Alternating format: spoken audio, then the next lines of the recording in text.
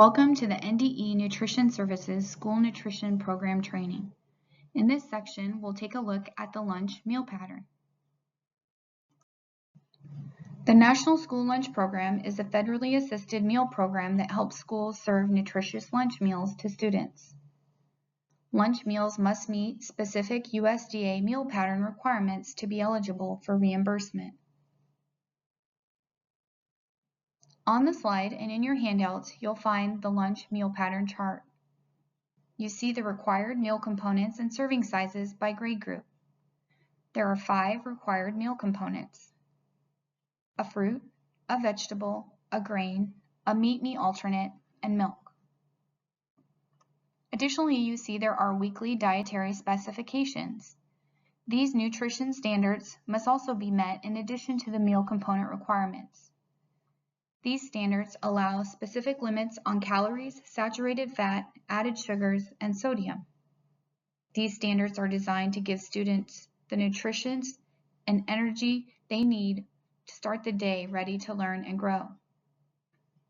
In the next few slides, we'll break down each meal component and go over key rules and flexibilities you'll need to know when planning and serving school lunch. Before we move on, we want to make sure you know where to find helpful tools and resources to support your school meals program. These resources are available to guide you through planning, serving, and monitoring. Here are some go-to resources we recommend: the USDA crediting tip sheets, USDA menu planner for school meals, and the USDA school lunch materials website. As we take a look at the fruit component, you see there are daily and weekly requirements for each grade group. Fruits can be offered in various forms: fresh, frozen, canned, dried, and 100% juice.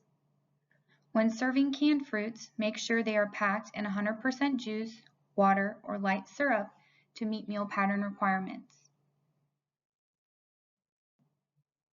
For 100% fruit juice, there is an important limit. No more than half of the total weekly fruit offerings can be in the form of juice. This includes juice used in smoothies, even when blended with other fruits. For dried fruit, credit them as twice the volume. For example, 1/8 cup of dried cranberries credits as 1/4 cup of fruit. Also remember, the smallest credible portion for fruit is 1/8 cup. Any portion smaller than that cannot be counted towards the meal pattern requirements. It's best practice to offer a variety of fruits throughout the week to encourage student selection and meet nutritional goals. As we look at the vegetable component, you also see there are daily and weekly requirements for each grade group. Over the course of the week, schools must offer specific amounts from each of the 5 sub-vegetable groups based on grade groups. Vegetables can be fresh, frozen, canned, dried, or again, 100% vegetable juice. For crediting, raw leafy greens credit half their volume. For example, 1/2 cup of romaine lettuce credits as 1/4 cup towards the dark green sub-vegetable group. Cooked beans, peas, and lentils can credit as either a vegetable or a meat alternate, but not both in the same meal. Most vegetable credits based on volume served, with a minimum creditable amount of 1/8 cup.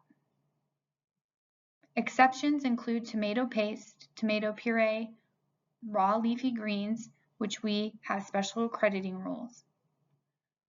Remember, offering seasonal and local fruits and vegetables provides peak flavor at best prices, and is a great way to enhance variety and support local growers. On this slide, we have examples of the sub-vegetable groups. The groups are dark green, red-orange, beans, peas, and legumes, starchy, and other.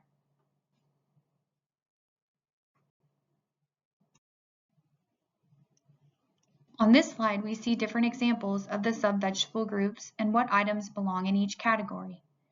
Please take a moment to review or look at your handout and get yourself familiar with the sub-vegetable groups. Many schools offer fruit and vegetable bars to support the sub-vegetable groups. So let's talk about best practices for the fruit and vegetable bars. First, the bar must be placed before the point of service. This ensures that students select the required component before their meal is counted as reimbursable. Offering a variety of fruits and vegetables increases customer satisfaction and encourages greater consumption, which helps meet the weekly vegetable subgroup requirement. Make sure portion sizes are reasonable for each item and that students are taking at least the minimum required amount to meet meal pattern. Schools are required to demonstrate how meals offered contribute to the required food components and quantities for each age and grade group every day. Lastly, we always ensure that all state and local food safety rules are followed when setting up and operating self-serve bars. On this slide, we see pictures of what those bars might look like and additional resources for planning and utilizing produce-based food bars, like fruit and veggie bars. Now let's go over the grain component requirements. We see the grain component has daily and weekly requirements for each grade group.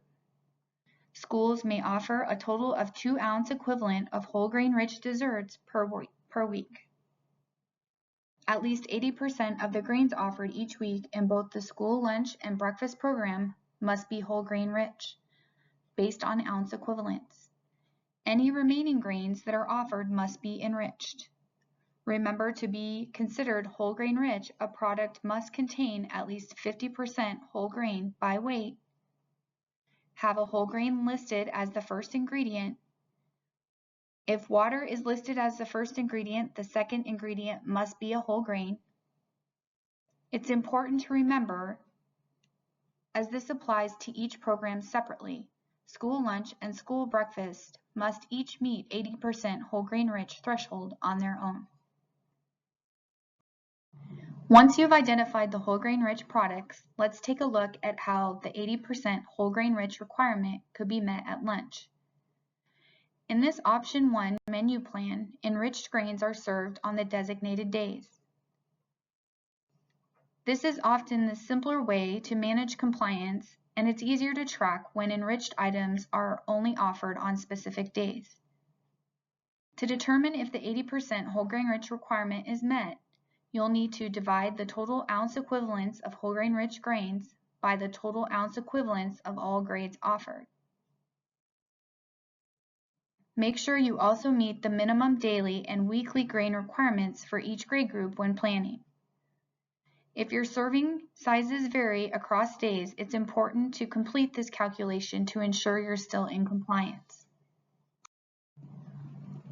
In the second example, option 2 for meeting the 80% whole grain rich requirement at lunch, in this menu plan, small amounts of enriched grain are offered throughout the week, rather just one day. Even with this approach, you can still meet the 80% whole grain rich threshold as long as your overall grain offering meet the ounce equivalent requirement.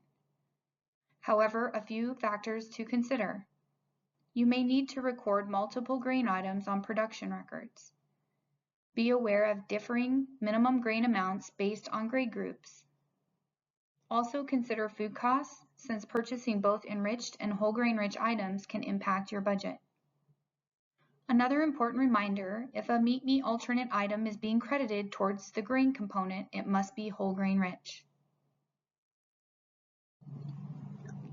Now let's review the meat alternate component. On the slide, we see the daily and weekly requirements for each grade group. The smallest credible amount of meat alternate is 0.25 ounce equivalent. When calculating ounce equivalents, always round down to ensure compliance. Meat alternate are credited based on weight, and the ounce equivalent is the unit of measure for both the National School Lunch Program and the School Breakfast Program. When using raw meat, it's important to reference the food buying guide to determine how much raw product is needed to yield to correct the ounce equivalent. Keep in mind the cooked weight may be less than the raw weight needed to credit properly.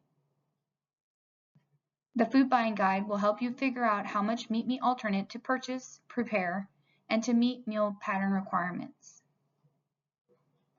Manufacturer-specific tools like CN labels and product formulation statements also provide crediting information.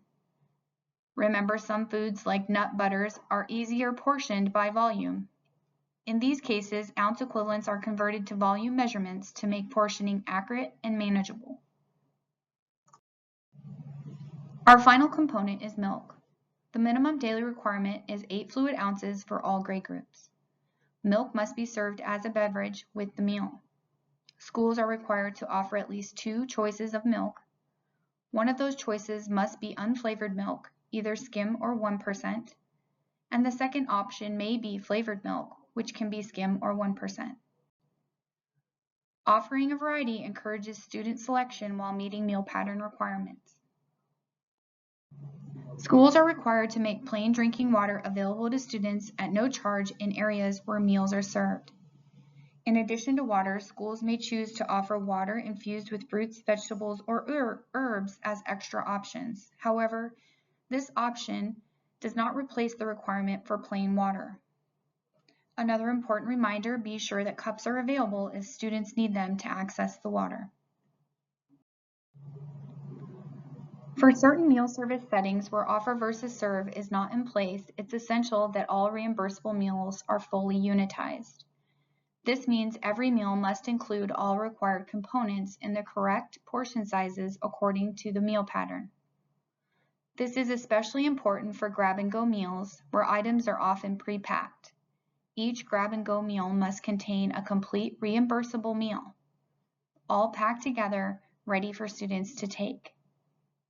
Using standardized grab-and-go recipes help ensure consistency and compliance. By planning ahead, schools can make sure they receive the nutrition they need and the meals qualify for reimbursement. Now that we covered the core meal components and program requirements, we're shifting focus to some important updates under the USDA final rule. On the slide, you will see the USDA timeline for implementing key nutrition standard changes. Some highlights include added sugar.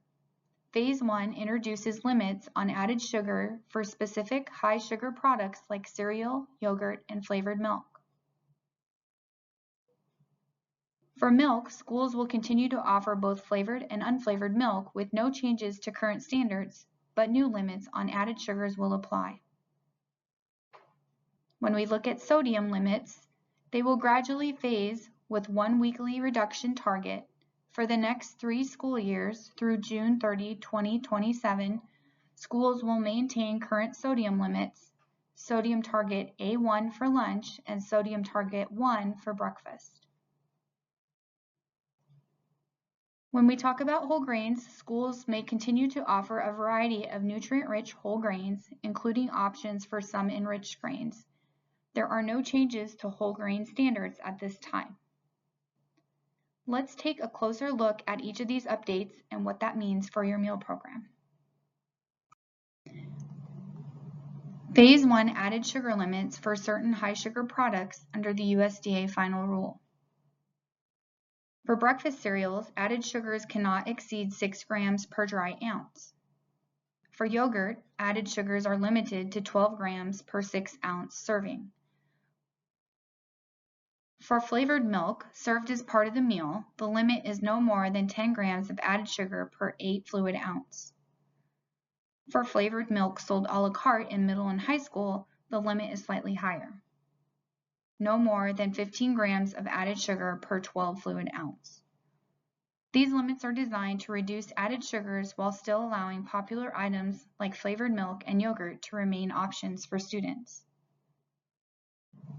Use nutrition fact labels and product formulation statements to calculate how much added sugar is in each serving of condiments like ketchup, honey, mustard, and ranch packets. Many pre-made salad dressings can contain added sugars, so swapping to lower sugar or homemade options can help. For baked goods, a common and effective way to reduce added sugar is to substitute some or all of the sugar with unsweetened applesauce. This substitution reduces added sugar, since applesauce contains natural sugar, but no added sugar, if unsweetened, and natural moisture, keeping items like muffins and quick breads and cakes very soft. It also adds fiber and nutrients like vitamin C.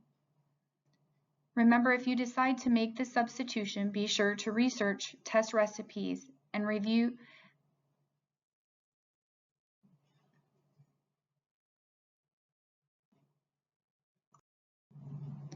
One final rule we will look at is the after-school snack program standards are now aligned with the CACFP snack standards. The key updates include applying a weekly limit on 100% fruit juice instead of a daily limit, maintaining the 80% whole grain rich requirement, introducing limits on added sugars to help reduce excess sugar in snack time. No grain-based desserts are allowed as snacks. Snacks must contain at least 2 of the 5 meal components to qualify. These changes help streamline the standards for snacks and support healthier choices for students in the after-school program. Schools participating in the school meal programs must meet daily and weekly servings of required food from different food groups known as food components. You must serve portion sizes tailored to specific grade groups, adhere to weekly dietary specifications, which are nutrient standards, by limiting foods high in calories, fat, sodium, and added sugar. All meals served must be properly documented with daily production records and supported by compliant menus that include accurate meal pattern crediting information. During compliance reviews, failure to meet USDA requirements can lead to meals being deemed non-credible, a corrective action plan, or requirements for additional formal training. Staying compliant ensures both student nutrition and program funding. To wrap up, we have a quick review of what we covered today. The lunch meal pattern requirements, including daily and weekly servings, portion sizes by grade groups, and nutrient standards. The importance of proper documentation and production records to demonstrate compliance. USDA and state resources available to help with meal component crediting, menu planning, and ongoing support.